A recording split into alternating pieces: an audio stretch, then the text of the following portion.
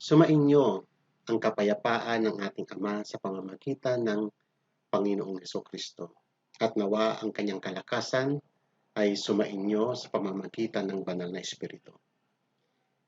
Sa araw na ito mga kapatid, ating pong pag-usapan ang salita ng tao.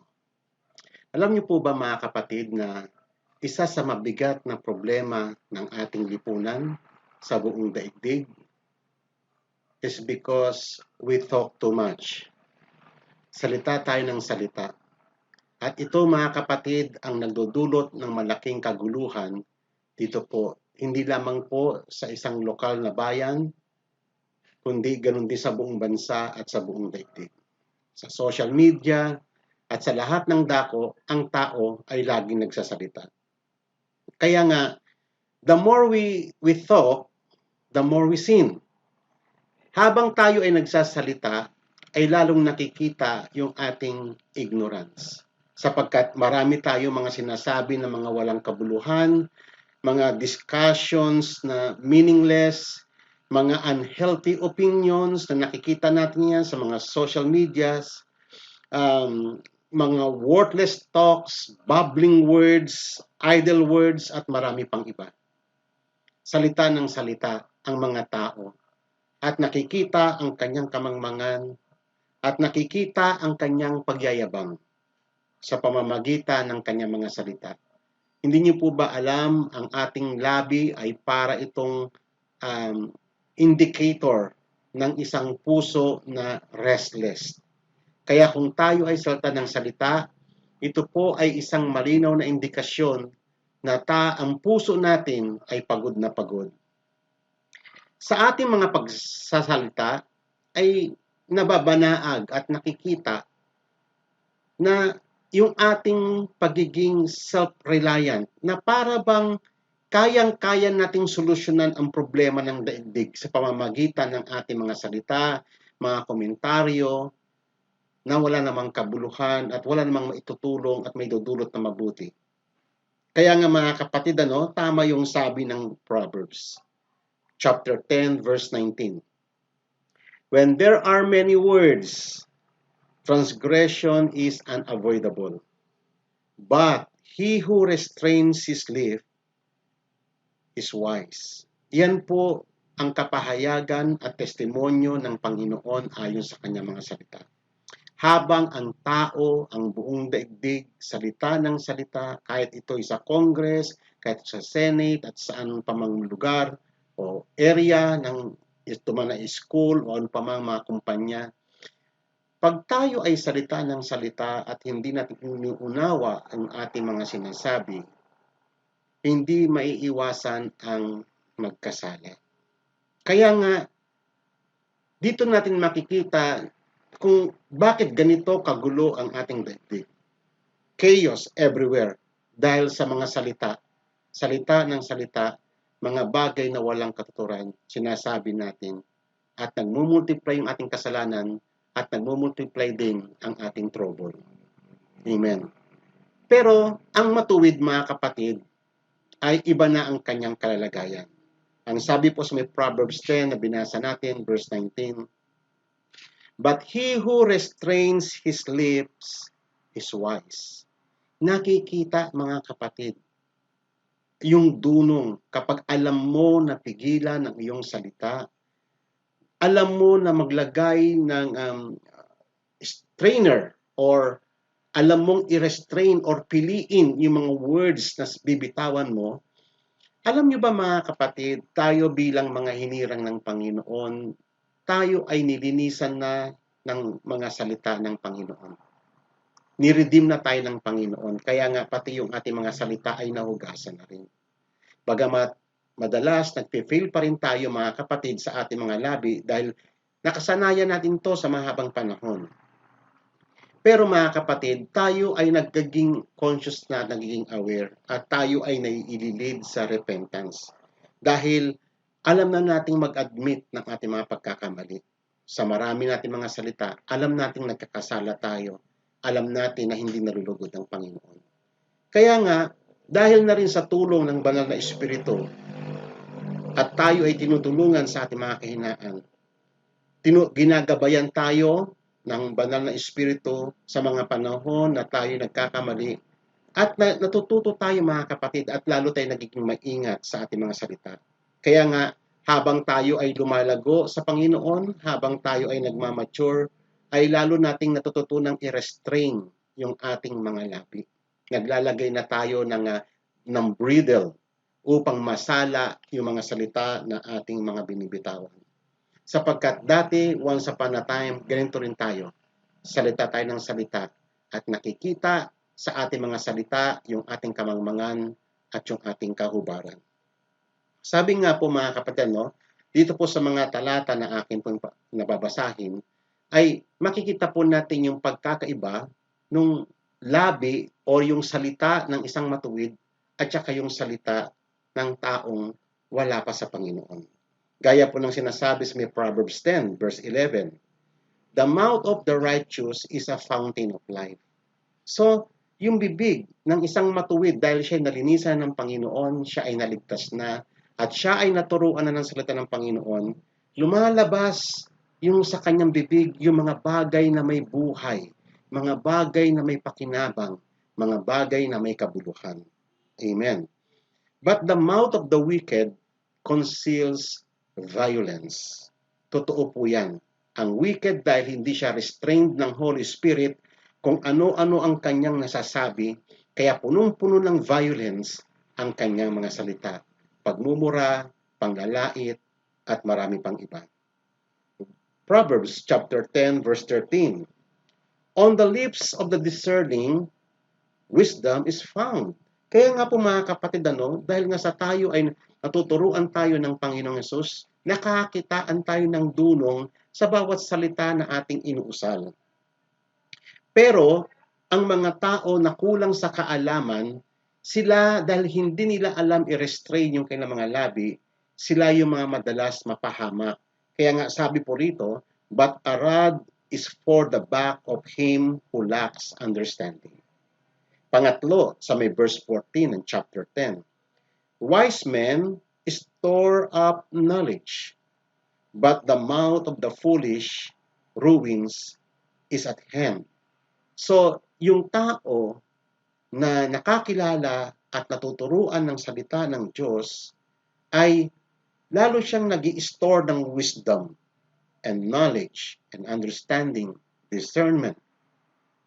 Kaya nga, yung karunungan na yon na buwat sa Panginoon ang nag-iingat sa ating buhay, na pe-preserve tayo at nailalayo tayo sa trouble dahil na-restrain na yung ating labi. Tatandaan nyo po, the more you talk, the more trouble will come into your life. Kaya nga, sabi rito mga kapatid, but the mouth of the foolish, ruin is at hand. Kasi foolish nga siya. Hindi niya inuunawa ang kanyang sinasabi. Hindi niya alam ang consequences ng kanyang mga salita. Hindi niya alam yung kahihinatnan ng kanyang mga salitang binibitawan. Kaya hindi niya napapansin, gumugulo at napupuno ng trouble ang kanyang buhay. Sa Proverbs chapter 10 din, verse 20 naman, the tongue of the righteous is a choice silver. The heart of the wicked is worth little. Ano pong ibig sabihin? Yung righteous kasi, dahil siya ay maingat na, piling-pili yung kanyang salita na may halaga, parang silver, may value, may worth yung kanyang mga sinasabi, may pakinabang sa nakikinig. Pero ang wicked, mga kapatid, ay walang kabuluhan ang kanyang salita, walang value. Kaya nga, kitang-kita mo ang pagkatao niya sa pamamagitan ng mga salitang lumalabas sa kanyang mga bibig. Sa verse 21, the lips of the righteous feed many, but fools die for lack of understanding.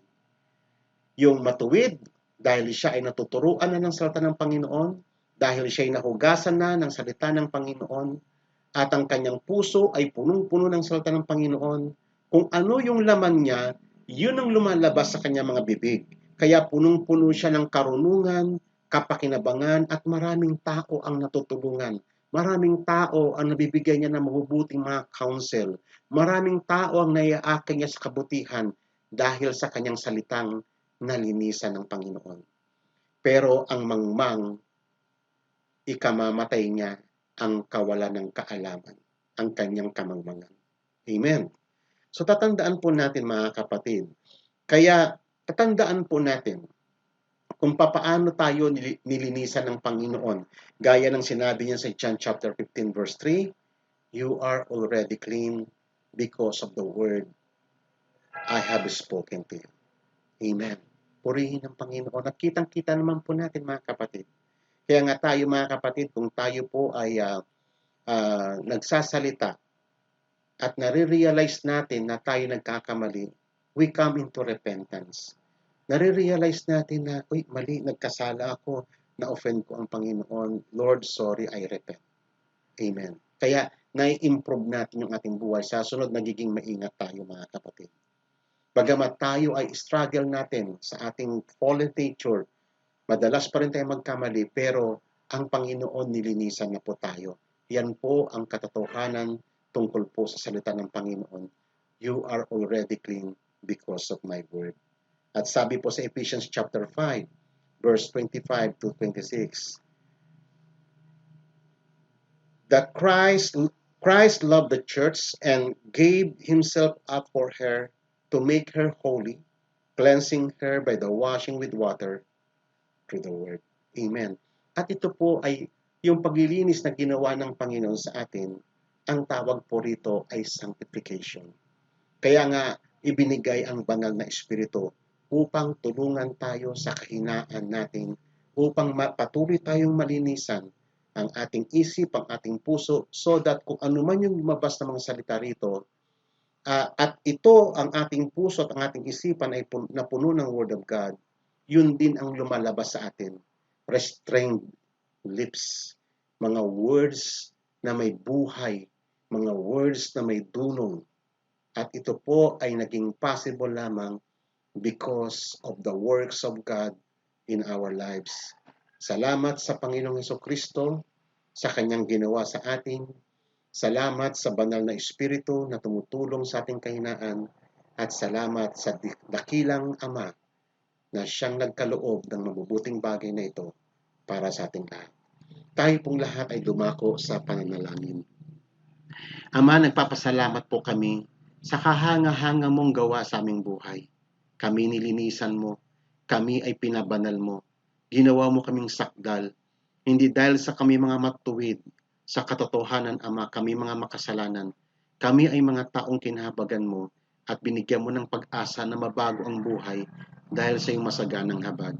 Ama, inaamin po namin na kami mahihina, kami marurupok. Kung wala ang iyong Espiritu Santo, kami ay mawawala ng kabuluhan. Subalit, Panginoon, napakasagana ng habag na ibinuhos mo sa aming lahat at kami ay tinulungan mo sa aming mga kahinaan upang nang kaming lahat na nananalig sa iyong bugtong na anak, kami ay patuloy na maging sakdal sa iyong harapan. Nililinis mo kami ng iyong mga salita. Pinupuno mo ng iyong mga salita at nahuhugasan ng aming puso, ang marumi naming puso, ang marumi naming isip, ang marumi naming konsensya. Hinuhugasan mo kami ng iyong mga salita. Ito po mga kapatid ang sikreto ng iyong mga hinirang. Sapagkat kami ay pinuno mo ng iyong mga salita, kami ay hinugasan mo ng iyong mga salita, kami ay tinuruan mo ng iyong mga salita, kaya kami ay mayroong dunong, kaya kami ngayon ay marunong mag-ingat sapagkat ang lahat ng ito ay ang kahanga-hanga mong gawa sa aming mga buhay.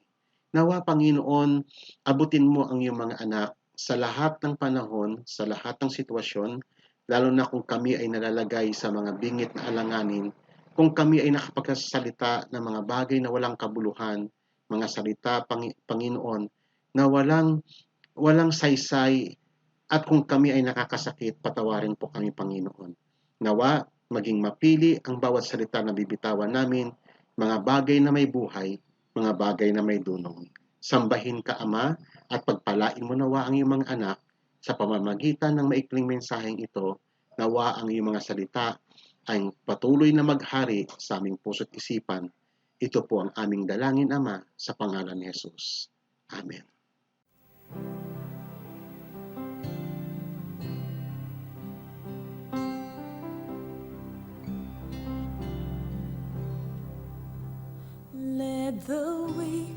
say I am strong. Let the poor say I am rich. Let the blind say I can see. It's what the Lord has done in me.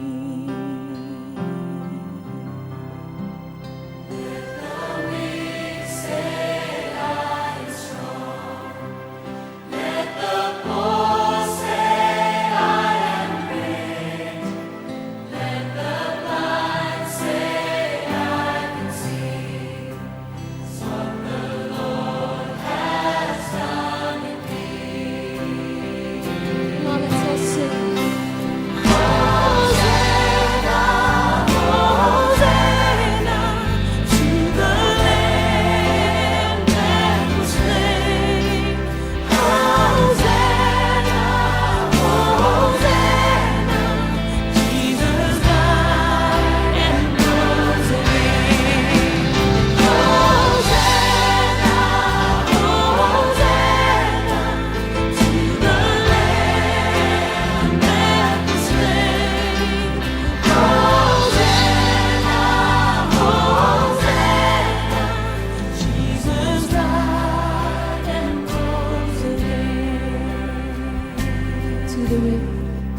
Into the river I will wade. There my sins are washed away. From the heavens mercy streams of the Savior.